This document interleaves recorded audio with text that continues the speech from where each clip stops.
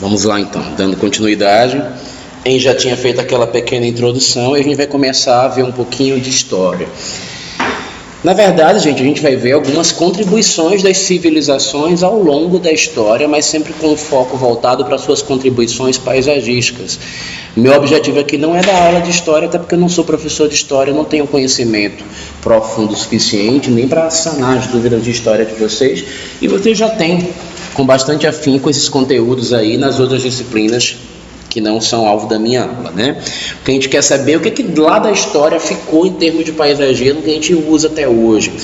Então, a gente vai começar a falar um pouco de pré-história só para entender a gênese paisagística, porque, na verdade, se já é difícil falar de paisagismo na antiguidade clássica, é mais difícil ainda tentar remontar alguma contribuição lá da pré-história. Mas, por incrível que pareça, algumas das contribuições principais a gente vai absorver justamente desse período anterior à antiguidade, onde o homem começa a buscar por suas necessidades mais primitivas. No início, gente, o homem procura se abrigar. E nessa tentativa de abrigo, ele vai ocupar o espaço da natureza, né? E nessa tentativa de se proteger dos fatores externos, dos seus inimigos naturais, ele vai fazer interferência sim na paisagem. E as suas construções, que vão começando a acontecer em formato de abrigo, vai dando uma nova cara ao habitat que antes ele estava não antropizado. E aí é interessante para vocês guardar essas palavras, tá? Vocês sabem o que é antropização? Antropização é quando você sai do meio natural, você não tem interferência do ser humano naquela área, e o homem vai lá e altera a natureza e dá um outro novo formato. Então todo espaço que ele foi interferido pelo ser humano, ele é um espaço antropizado, certo? E aí a gente começa a ver as primeiros focos de antropização no habitat natural a partir do homem ainda na pré-história. E aí, um pouco depois dessa fase, ele começa a deixar... Primeiramente, ele começa como nômade, né? Ele vai explorando os recursos naturais. À medida que esse recurso vai acabando, ele vai buscando, explorando em outras áreas, e ele vai montando quase que acampamentos com abrigos.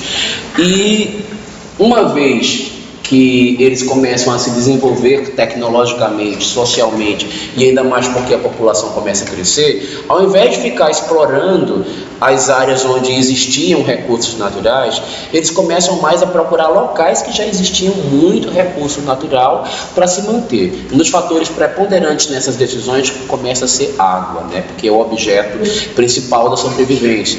Então, o fator existência de água começa a ser um fator determinante da existência das civilizações. Só que, no primeiro momento, além de você sobreviver, você começa a precisar se organizar, se adaptar, construir. E normalmente o paisagismo ele vai ter a sua compreensão e sua evolução sempre ligado à evolução da necessidade arquitetônica. Então a gente vai ver sempre uma manifestação paisagística que surgiu ou em concordância com a linguagem arquitetônica, ou em oposição, ou em contraste ao movimento arquitetônico, justamente para poder trazer ao espaço aquilo que a arquitetura sozinha não conseguiria transmitir, não somente em termos visuais, como funcionais, e ambientais, como vocês mesmos já citaram quando a gente começou a buscar. Então o homem começa a buscar por novos materiais para se adaptar ao espaço. Deixa de ser uma necessidade básica sobreviver, e ele começa a buscar aquilo que é agradável à sua visão. Então ele começa a ser mais exigente, e por esse motivo mesmo ele começa a ter que organizar aquilo que ele constrói. E isso vem da necessidade arquitetônica primariamente, para depois se tornar um alvo de desejo paisagístico. Só que aí determinadas coisas aqui vão interferir, vão ser alguns elementos vão ser os fatores determinantes do que vai acontecer em cada época em termos de paisagismo. Primeiro, ele vai girar em torno da arquitetura e das artes. Se tem um movimento arquitetônico acontecendo, ou artístico, o paisagismo vai ser consequência direta e imediata desses fatores aí. Na sequência, a gente vai analisar que tecnologia tem disponível no local. Então, o fator geográfico e geológico vai mudar completamente o que vai poder ser feito ou não. Porque não adianta você querer fazer árvores frondosas, frutíferas, numa área que é totalmente de solo de pedra. Então você não vai ter profundidade suficiente para conseguir fazer. Não adianta você tentar fazer também construções de muralhas de pedra para fazer jardins suspensos, como nós vamos ver mais à frente na antiguidade, se nesse local não tem pedra. Então o cultivo já vai ser de uma outra maneira. E num local onde a vegetação é abundante, é diferente de você praticar no deserto, como a gente vai ver no Egito, na Babilônia, onde a gente tem uma escassez de recursos naturais, pelo menos de vegetação. E o contexto histórico também vai mudar. Como é que essa civilização se entende como mundo? E é importante a gente saber que nesse período a história ela está muito relacionada com religião. Então, na pré-história, na própria antiguidade, isso continua. Mas existem movimentos já políticos e sociais mais fortes do que somente a religião acontecendo e vigorando. Porém, aqui, a religião é a única referência que o homem tem de que ele está num mundo que é maior do que somente aquilo que ele está visualizando. Então, ele busca por outros motivos para poder dar sentido à sua existência no planeta. E a gente vai ver também que os momentos culturais, ou seja, o que aquela civilização se organizou e está pensando muda. Se é uma civilização rica, se ela tem muitas posses, se ela ocupou muitas terras, se ela tem bastante poder, inclusive de guerra, porque é isso que determina se ela vai conseguir, inclusive, vencer mais territórios. Como é que a sociedade se organiza, como é que é a sua organização política e religiosa. Isso vai resultar num fruto tanto arquitetônico como artístico, que, como eu já falei, vai se transformar lá na frente no resultado, no fruto que a gente vai escolher como resultado paisagístico. O que vai surgir de mais primário? Abrigo.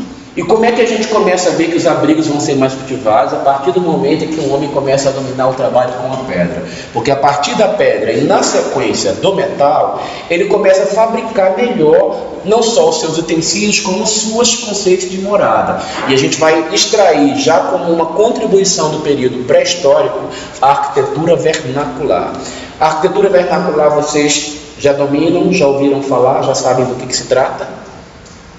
Gente, a arquitetura vernacular é relacionada com o desenvolvimento de arquitetura se utilizando dos próprios recursos naturais do sítio onde você está trabalhando com aquela arquitetura. Então, quando você não propõe um método de industrialização para chegar no resultado final de uma construção, você está aplicando uma técnica vernacular. Tá? Então, toda vez que a gente fala de vernacular, é porque você está trabalhando com os recursos naturais daquele sítio. Você não está indo buscar recursos de outro local e nem está industrializando a sua matéria-prima para chegar no produto final. E aí, quando se fala arquitetura vernacular, é a arquitetura que utiliza desses mesmos recursos naturais. Tá? E a gente vai ver, por exemplo, que hoje em dia, muito aplicado em paisagismo, os quiosques de palha, os pergolados feitos de bambu, feitos de toras de pau roliço, tudo isso é coisa que a gente aplica até hoje muito, e são bonitos, e são base, muitas vezes, de alguns projetos paisagísticos. Em cidades litorâneas de praia, até hoje é o que vinga. Nas cidades do interior de Minas, interior do Nordeste, isso aqui ainda é construção que pode ser feita como moradia. Especialmente nas regiões litorâneas, esse tipo de construção é muito apreciado até na sua estética, não somente como uma solução construtiva. E a gente vai herdar isso já da pré-história, porque era o que o homem primitivo conseguia fazer. Ou essa técnica vernacular construída a partir da palha, dos bambus, dos troncos de árvores, ou o próprio aproveitamento das estruturas de cavernas, dos montes rochosos, que a gente vai ver que mais à frente na época da história, muitas civilizações vão se apropriar até de verdadeiras montanhas e pegar os seus túneis ou pré-existentes ou vão aprimorando esses túneis para utilizar como moradia não somente de famílias, mas às vezes para construir uma cidade inteira. A gente vai ver no período de perseguição religiosa, da pré-história inclusive, determinadas cidades elas vão acontecer porque elas estão fugindo dessa perseguição religiosa e eles vão se abrigar nas montanhas porque é a última área em que se procuraria por essas civilizações. Então vão ver verdadeiras cidades acontecendo lá dentro. Daqui a pouco a gente vai ver uma imagem que retrata bem isto. As próprias casas de pau a pique que a gente tem até hoje nas cidades do interior, nas regiões mais humildes, elas são um vestígio da época do homem primitivo, onde ele se utilizava dessas técnicas vernaculares. Essa casa aqui se chama pau a pique porque simplesmente ela é organizada com são colocados sarrafos, né, de pau roliço organizados e é dado sopapo de barro e é assim que é feita a casa. Oi? Hoje está na moda falar que é de adobe, né? Mas a casa de adobe é chique, né? Falar desse jeito. Ela é mais quando você organiza o barro dentro de saquinhos de plástico, amontoa eles e aí vai estruturando eles de uma outra maneira, que é diferente da casa de pau a pique. É de pau a pique você pega o barro, só dá o sopapo no pau e ele fica lá organizadinho do jeito que vocês estão vendo aqui. A casa de adobe são praticamente tijolinhos feitos. Tem o tijolinho secado no sol, tem o tijolinho que é cozido e tem o que é feito com saco de barro. Você pega o barro, coloca, ele fica preso lá e vai amontoando, depois vem e coloca alguma coisa por fora. Ou tem casas, por exemplo, tem muito aqui no Jardim Botânico, casas que é só aquele saco mesmo, não tem nada por dentro não. Coloca a estrutura de tora de eucalipto ou de tora de pinos para fazer a sustentação principal da cobertura e fecha tudo com barro e está lá dentro, né? Eu já visitei umas 2 casas dessa maneira. Eu não me agradei muito do resultado final não, porque eu também nem vi ela pronta funcionando. Mas a ideia era interessante, porque inclusive climaticamente essas casas são muito bem estruturadas. O barro ele tem características térmicas muito interessantes. O que vai ser desinteressante nesse caso aqui, na verdade, vai ser a exposição que ele tem a animais, insetos especialmente, né? Porque isso daqui é foco de proliferação do barbeiro. O barbeiro adora dormir nesses pauzinhos. Aliás, todo inseto gostaria de ter uma casa dessa para morar, né? Ele entra no meio dessas histórias aí, no meio desse barquinho aí, é um negócio maravilhoso. Um alimento do lado. Oi? Com alimento. Com alimento, né? Vai chegar lá, então tem pessoas suculentas aí dentro, suadas, né? Com cheiro a flor da pele. Vocês estão sabendo das últimas aí, recomendações do mosquito, né? Roupa preta, pele sempre limpinha, que o mosquito não gosta de picar ninguém que é cheiroso, né? Então aqui ia ser prato cheio. Botar um Chanel para o mosquito. Bom, essas são as cavernas naturais do período paleocristão que foram ocupadas, né, por esses povos que eu falei que estavam recebendo perseguição religiosa. Obviamente que do jeito que vocês estão vendo aí, não é o jeito que era lá, muito provavelmente não se iluminava desse jeito para ficar bonitão assim, né? Mas o mais interessante que eu citaria para vocês com relação a isso aí é que não é esse caso aqui não, provavelmente são somente umas famíliazinhas aqui e tal, mas existem casos dessas cavernas que foram ocupadas que eles atravessavam por dentro da montanha inteira e tinha uma cidade inteira lá dentro com famílias e famílias e famílias e famílias, e onde lá dentro existia a igreja, a escola, tudo mais para dentro do buraco da caverna.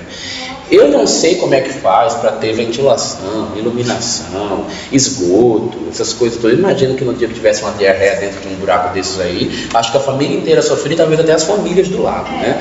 Porque e por incrível que pareça, os relatos que se tem sobre essas civilizações é que lá dentro existe um clima agradável de moradia. Não sei como que isso é possível, porque eu nunca me interessei, mas é o que a gente encontra. Mas deve ser gelado, né? Lá pode ser fechado. Pode ser super fechado, sem janela, nada. Vocês lembram do que a gente estudou sobre a questão térmica? Sobre... Gente, como foi o assunto que eu ensinei para vocês? Tem o isolamento térmico e tem a inércia térmica. Por essa quantidade de massa da montanha ser grande, a gente provavelmente tem uma grande inércia térmica de dia.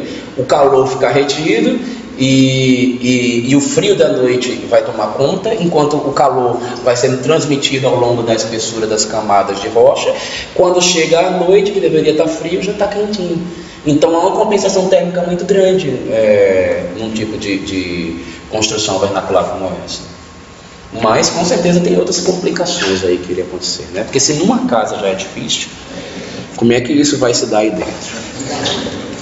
Mas além dessas construções meramente primitivas, especialmente por conta dos motivos religiosos que aconteciam na pré-história, a gente vai ver algumas coisas que não aparecem nos escritos, mas elas ficaram lá como monumento arquitetônico que a gente vai ver até hoje, como por exemplo o templo de Newgrange na Irlanda.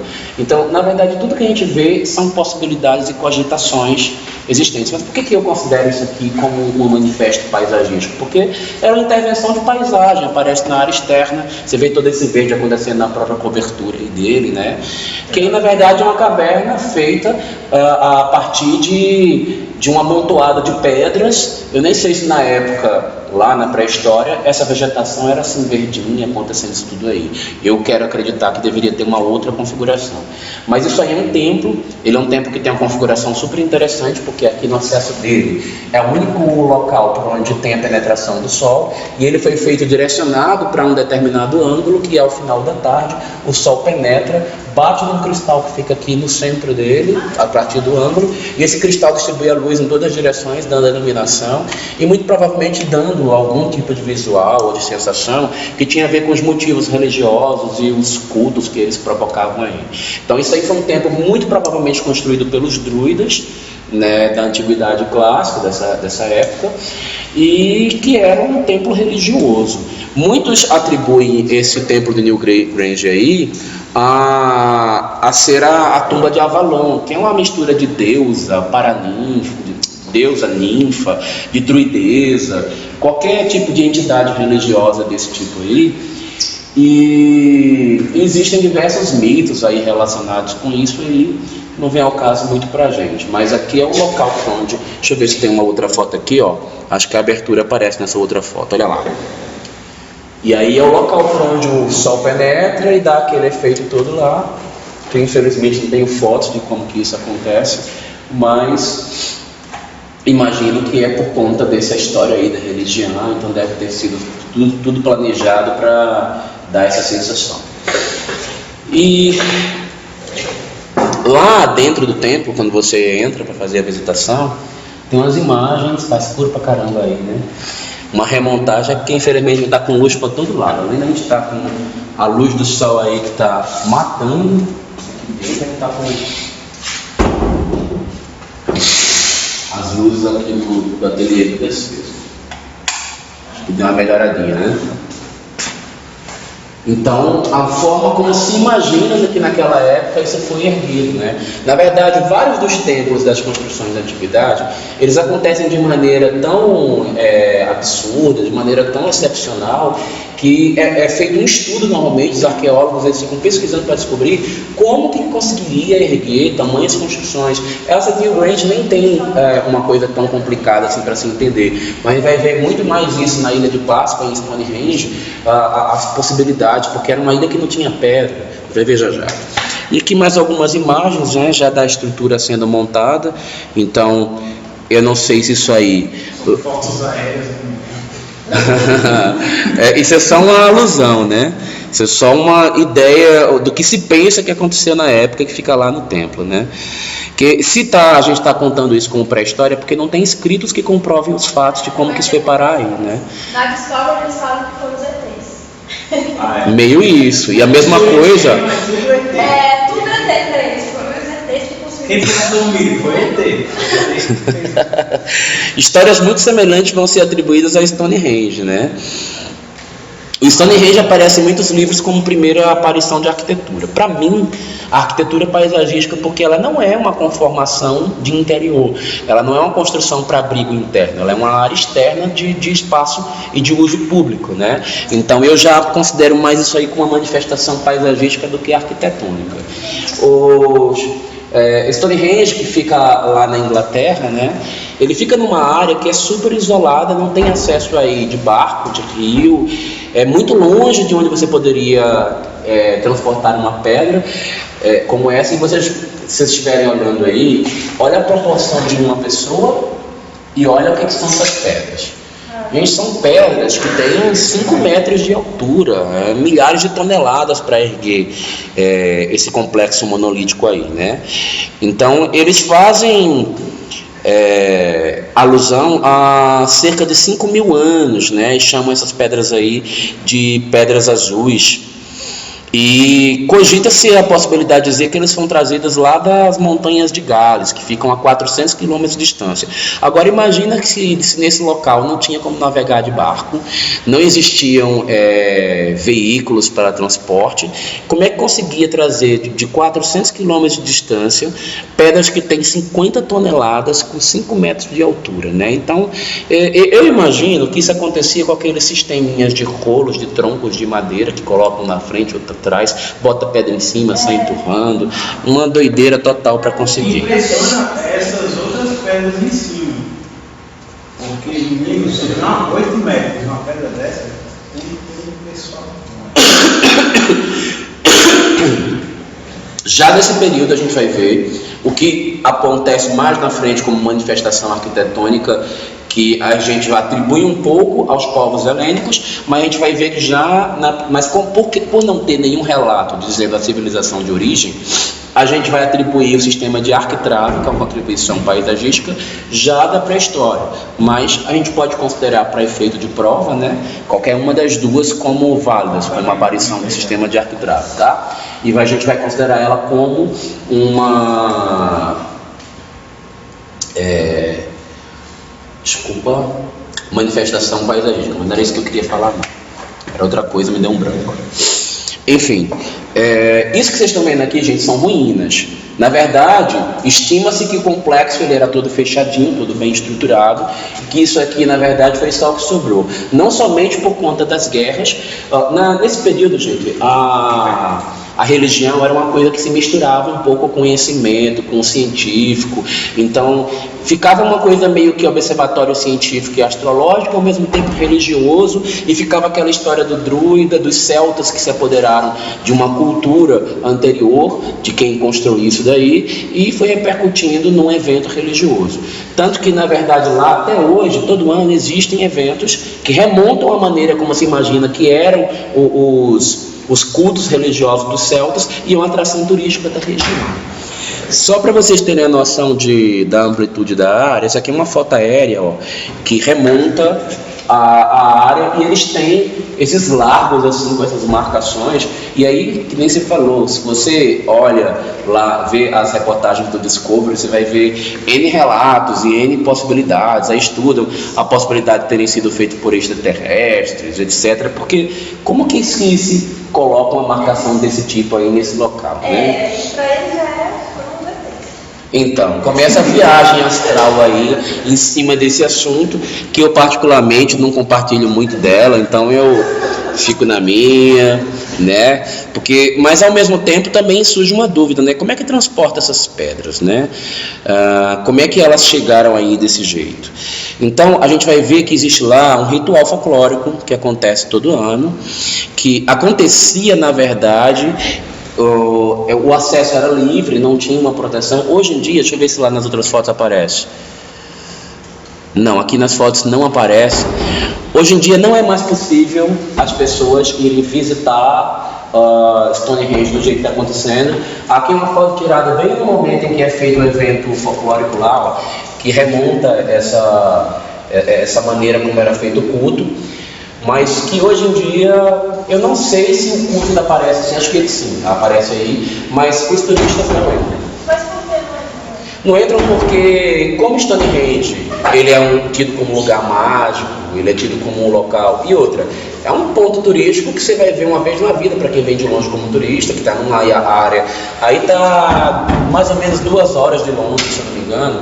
E é uma área muito visada por turistas. E são pedras. E todo mundo que visitava queria arrancar um pedacinho da pedra para levar de lembrança, né? Queria catar alguma coisa aqui do chão. Então isso foi degradando cada vez mais o templo de Stonehenge. Então o que eles fizeram? Cercaram e o turista chega perto, mas ele não pode chegar. É igual o Coliseu. Eles arrancavam o cobre das pedras que tinham, o cobre, e as pedras foram caindo. Caiu metade do Coliseu por causa dessas pedras. O povo passando o tempo foi tirando o cobre. No barco são muito bons. Isso aqui, gente, é um traçado, um desenho. Uma alusão, na verdade, ao que se imagina que seria a formação do templo correto se não tivessem havido as guerras, os saques e destruído o templo. Então, imagina-se que era uma coisa toda fechadinha, perfeitinha, e não aquela configuração que a gente percebe que é somente uma ruína. Mas aí a gente encerra a nossa discussão sobre pré-história e começa a falar de antiguidade, que é onde de fato nós vamos começar a perceber as manifestações paisagísticas que a gente pode guardar realmente como influência, e talvez alguns livros chamam até de estilo. Eu já falei para vocês que eu não quero que vocês assimilem o assunto como lidando com estilos, porque em paisagismo contemporâneo a gente não trabalha com estilo, a gente trabalha com atendimento, necessidade e expectativa. Pode até ser que você tenha um partido originado nesses conceitos para chegar no resultado final, mas não é o nosso objetivo aqui na disciplina. Vamos começar a falar então dessas comunidades, o que vai acontecer de diferente. Os povos se organizam e, dentre outras coisas, apesar de tudo, eles precisam se organizar, porque agora eles não são mais nômades, e começam a criar cidades, construções, e ocupar determinadas áreas, determinadas terras. Quando elas apresentavam riqueza, significava motivo de cobiça, e isso causava guerras. Então a gente vai ver que a antiguidade clássica é um momento de guerras e ocupações. Cada povo quer ser mais poderoso um do que o outro, e a maneira de aumentar o seu poder, o seu império, é ocupar mais terras, porque junto com isso você herda toda a população, os costumes, as crenças, os valores, os edifícios e todas as suas riquezas naturais. Então as guerras eram comuns. Então nesse momento era importante você ter a arquitetura chamada bélica, porque ela ia tentar resgatar a proteção de todas essas possibilidades de ameaças dos povos que começam a fazer suas ocupações. Por conta disso, o homem começa a antropizar muito mais. E uma coisa que vai ser forte no momento da antiguidade é a arquitetura para fim religioso, porque nesse momento a religião era inclusive o próprio clero, era uma coisa misturada entre Deus, governo e igreja. Então, quem era governante, quem era faraó, ele era um misto de Deus, e ao mesmo tempo ele também era um cara que detinha os conhecimentos técnicos, científicos e religiosos da época. Então, quem fazia parte desse alto escalão, ele estava abrangendo todas as esferas.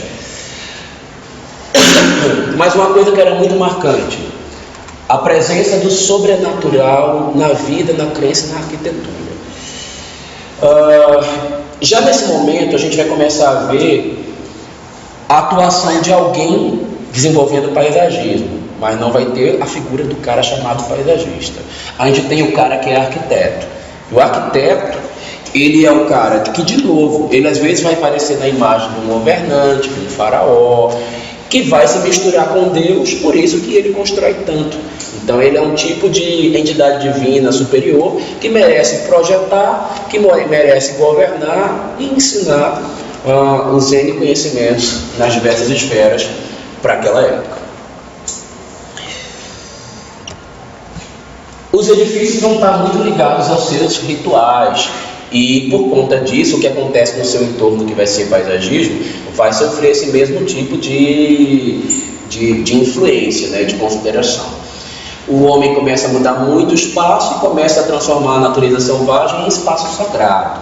Então, ao invés de ser simplesmente natureza, ele começa a fazer com que os espaços sejam a área de abrangência do seu Deus ou dos seus deuses, de acordo com as suas religiões. Na verdade, durante toda a antiguidade clássica, são poucos os povos que são monoteístas. A gente vai ver o politeísmo inclusive com muita influência zoomórfica, que vai fazer com que a arquitetura tenha essa linguagem, que a gente vai encontrar mais à frente. Começa a haver a necessidade de infraestrutura, então o trato da área externa dos edifícios começa a demandar intervenções paisagísticas, e isso vai fazer com que a gente comece a falar de paisagismo. Nesse sentido, vamos começar a falar da primeira civilização dos povos babilônicos, que correspondem à capital da antiga Suméria e Acádia, que ficava no sul da Mesopotâmia, e que hoje, nos tempos contemporâneos, corresponderia até ao atual Iraque. Lá era uma região que ficava sob influência dos rios Tigre e Eufrates, e isso determinava como muita coisa acontecia. Só que o que acontecia? Nesse momento, a maneira como se trabalhava para o fornecimento de água dessas civilizações, ele precisava acontecer através de bombeamento, porque normalmente era feito um poço fora da área das cidades ou da construção, de lá que vinha tudo. Na verdade, esse poço ele era um intermédio entre os rios de onde vinha a água e o armazenamento momentâneo para chegar nas construções. Mas o grande problema que vai surgir aí é que, nesse caso específico aqui da Babilônia, nós estamos falando de construções que eram erigidas, que tinham verticalidade. E como fazer a água chegar daqui para lá? Porque naquela época não tinha energia elétrica. Então, como é que você está falando de bombeamento?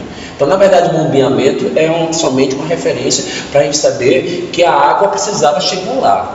E como? Não tinha energia elétrica, né? O sistema tinha que ser de uma outra maneira. Bom, nesse período também, especialmente no governo de Nabucodonosor, por conta da sua esposa principal e preferida, que era Amits, que era uma esposa que ele escolheu, que tinha vindo da Terra-média, que ficava na Ásia Central, era uma área muito verde, mas a Mesopotâmia era uma área muito árida, porque ela ficava em meio ao deserto, apesar da influência dos rios Tigre e Eufrates. Em atendimento ao pedido da sua esposa, que precisava resgatar essa vida verde, o Nabucodonosor começou a construir os jardins suspensos, que vão ser uma contribuição, que é a principal contribuição que a gente vai ver dos povos babilônicos para o nosso uso paisagístico contemporâneo. Aliás, a partir deles que a gente vai também ter mais uma contribuição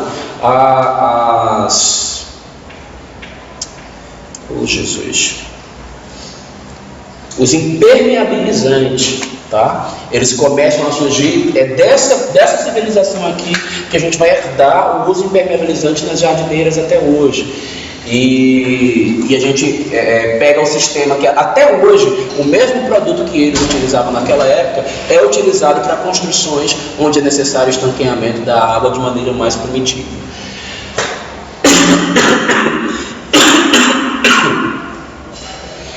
Diferente do que a gente vai começar a pensar que só na Idade Média começar a manter os canais, começar a manter os poços ao redor dos castelos, edificações de cidades, já na Antiguidade isso já era uma realidade. Normalmente eram feitos jardins que serviam não somente para embelezar, eles também favoreciam o clima, também atendiam necessidades de consumo de frutas, de ervas, de temperos que aconteciam também nessa região.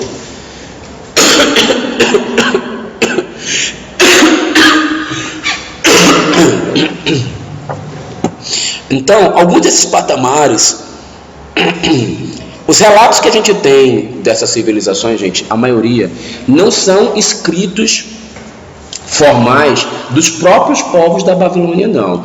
Para se fazer uma remontagem do que existia nesse período, precisava se estudar os escritos dos povos helênicos, que foram os principais interessados. Então, por eles aparecerem de maneira meio poética, de uma maneira meio livre, não se há uma certeza se aquilo que foi falado nos livros dos povos helênicos, eles são uma realidade, ou se eles são simplesmente alusões artísticas. Tá? Mas se fala que alguns dessas escadarias eles atingiam a altura de 100 metros, tá? E que eles tinham, em termos de platôs, aproximadamente 15 mil metros quadrados, então eram áreas muito grandes. E os livros falam inclusive de jardins suspensos, que atingiam os céus, como a gente vai ver daqui a pouco na Torre de Babel, que é uma outra coisa que a gente só descobre a partir das alusões poéticas. A gente não tem uma... Olha, tem algumas ruínas, muito poucas, mas acredita que a maior parte dessas ruínas estão aterradas dentro do rio Eufrates.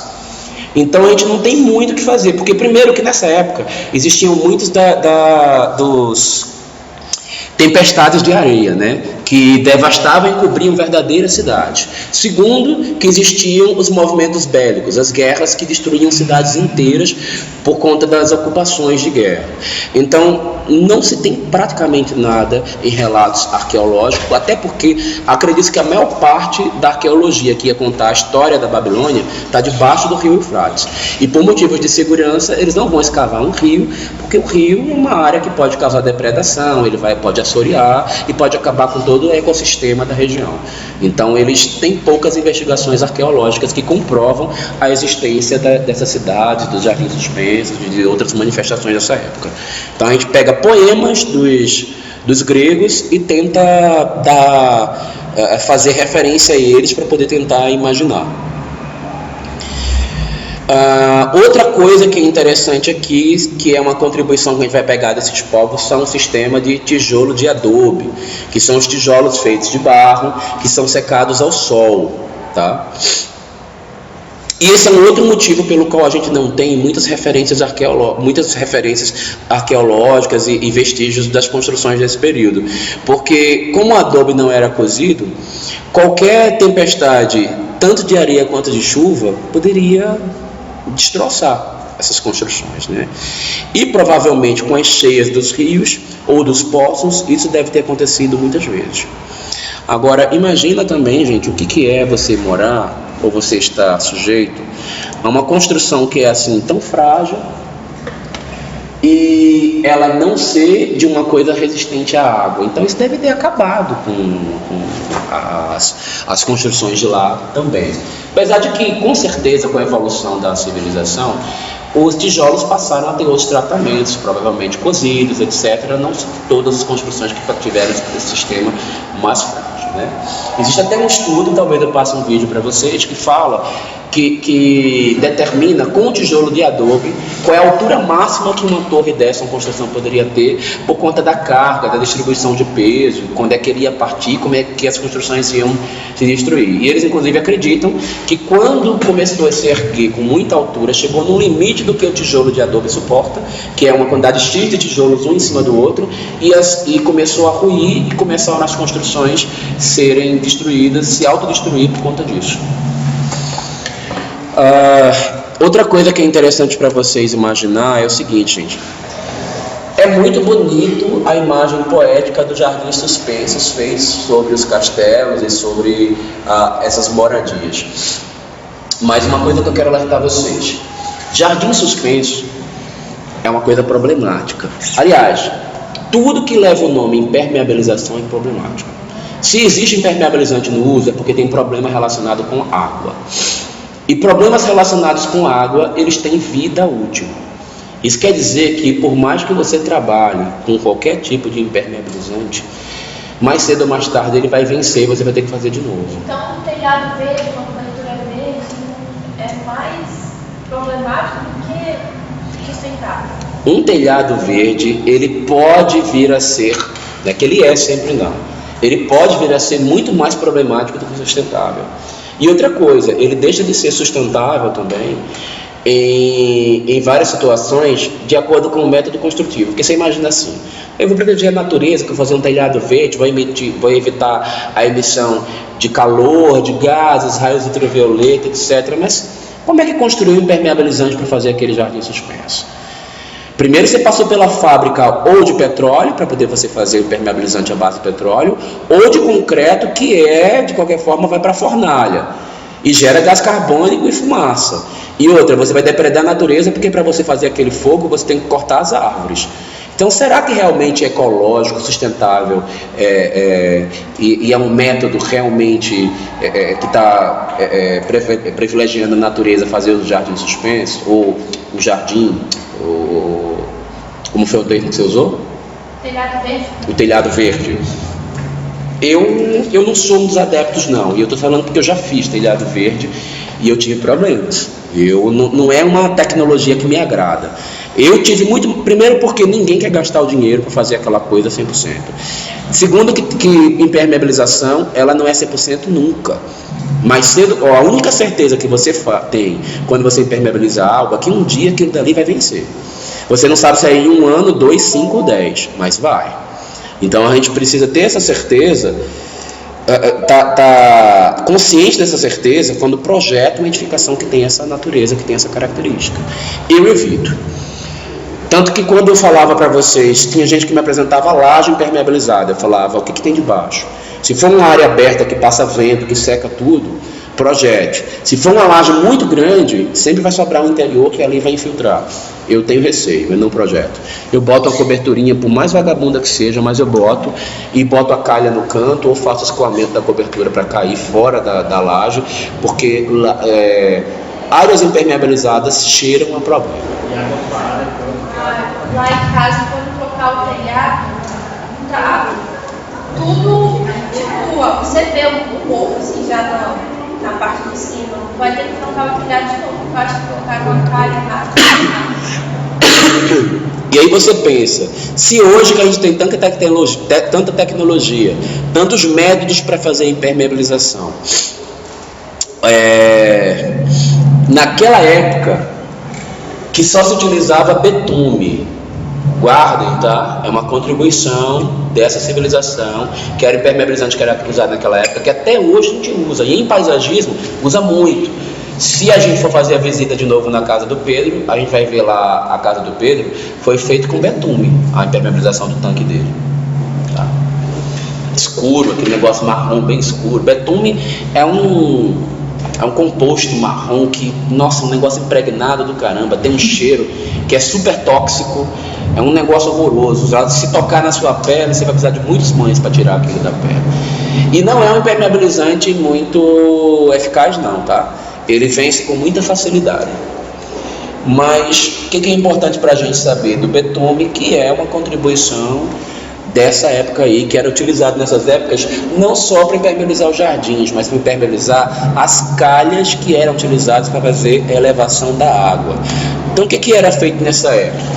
Como eu já falei para vocês, não tinha bombeamento e energia elétrica, eram feitos os poços na área externa. Os poços eram gigantescos e tinham uma capacidade de captação de água monstruosa, né? Então, só que para chegar lá em cima, a gente tinha que usar um sistema de bombeamento. Que sistema era este? Então vamos pegar aqui um esquema básico de subida. Essa é a imagem mais famosa, que é remontada pelos artistas. Todas as imagens que a gente tem que fala da Babilônia são artistas do Renascimento tentando recompor a imagem do que deveria ser lá. Então nenhuma delas é muito exata, mas isso aí é o que se espera de um pátio. Essas são as escadarias, que os relatos dizem que podem chegar a 100 metros de altura. Lá atrás tem a torre de Babel, que segundo os poemas não é de papel não, até quase, era tão frágil quase, mas não é de papel não. Que segundo os relatos poderiam tocar até o céu, e eu acho que foi aí que rolou a ruína dela, né? Porque ela não poderia tocar e provavelmente o cara concedendo. Não acredito que vai ter movimento de som aí hoje e a aula vai ficar com esse papo no fim sem ninguém escutar nada. Pois é, inferninho. Não é possível, mas a aula até meio-dia 50. O que tá rolando ali, gente?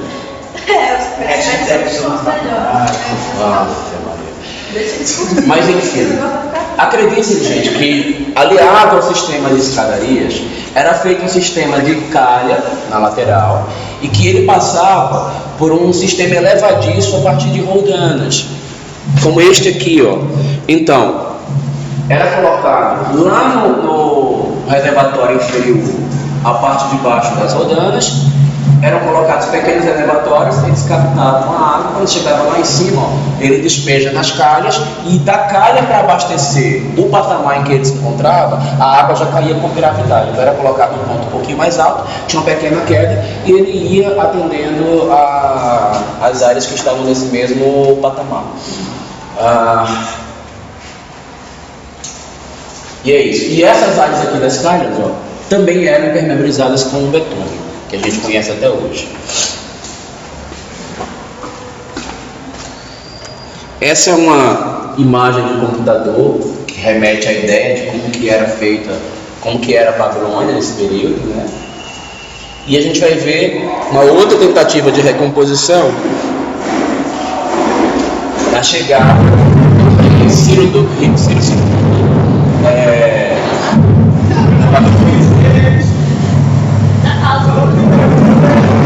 Mas agora eu vou criar 2 vídeos por conta disso. Se por um acaso você tiver muito barulho, compensa mais até esperar o barulho passar para não ficar picada. Não vou arriscar não, deu pau tanto hoje na hora que foi começar. Pra fazer gravar já foi tão difícil. Gente, ó, outra característica que vocês vão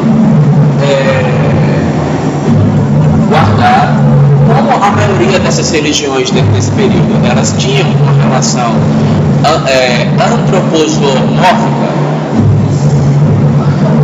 antropozoomórfica, nós vamos ver muitas esculturas. Temos esculturas humanas, embora não tantas, mas temos mais esculturas com formato animal. Mas então, isso você falou, essas esculturas, isso antropo. Porque o antro quer dizer homem, zoo quer dizer animal. Então, quando uma escultura ela tem motivo antropozoomórfico, ele está misturando o formato humano com o formato animal. É isso. E a gente vai ter isto como uma das características da estatuária babilônica, tá? Que vai ser um dos elementos da composição paisagística de contribuição desse período. Terrível, né? Eu competindo aqui com esse pessoal do Batuque. Não é possível que eles estão fazendo um ensaio no horário de aula. Será que eles acham que após o meio-dia não tem aula de nenhuma turma? Mas agora tem uma ação de nutrição. Não, de escola de samba?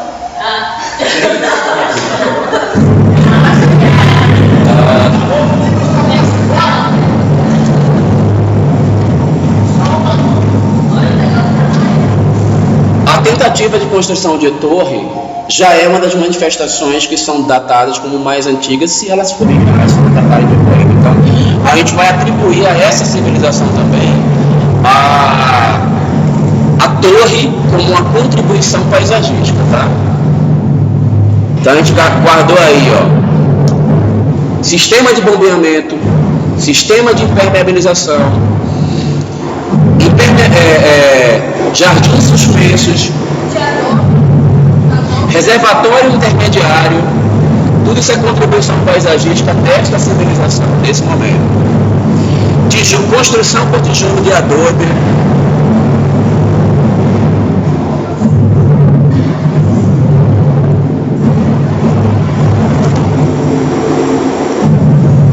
É isto. Vou fazer o seguinte, como a gente está com essa interferência, eu vou dar uma paradinha aqui na nossa aula. Até porque o próximo a gente já está no conteúdo que vai entrar no Egito, povos helenos, etc. Hoje eu vou interromper a aula por conta dessa escola de samba que está aqui dentro, né? Na próxima aula eu vou fazer a reclamação para não precisar ficar gritando aqui, interrompendo o assunto.